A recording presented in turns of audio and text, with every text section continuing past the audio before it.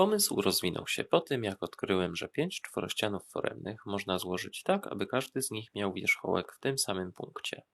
Powstaje wtedy kawałek dwudziestościanu foremnego.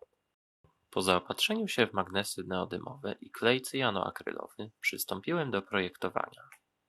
Wystarczyło narysować ostrosłup ścięty o podstawie trójkąta równobocznego i kącie nachylenia ścian do podstawy równym temu w czworościanie foremnym.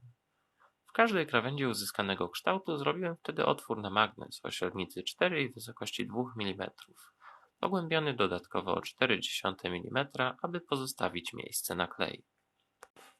Obliczyłem, że będę potrzebował 60 magnesów, po 2 na każdą krawędź lub po 3 na każdą ścianę.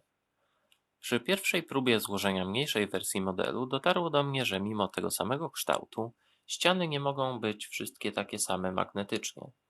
20 takich samych ścian miałoby zawsze 2 razy więcej biegunów dodatnich niż ujemnych lub odwrotnie, albo co gorsza, wszystkie bieguny takie same. Dla zrównoważenia postanowiłem użyć 10 ścian po 2 bieguny dodatnie i 1 ujemny i 10 po 1 biegun dodatni i 2 ujemne.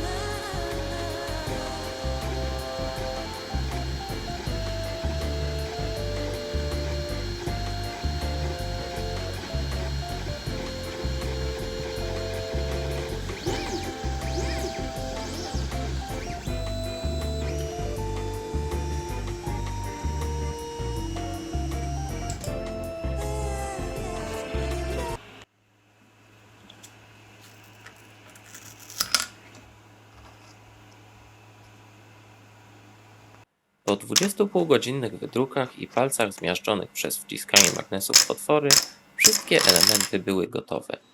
W końcu mogłem przystąpić do własnoręcznego konstruowania swojej ulubionej bryły.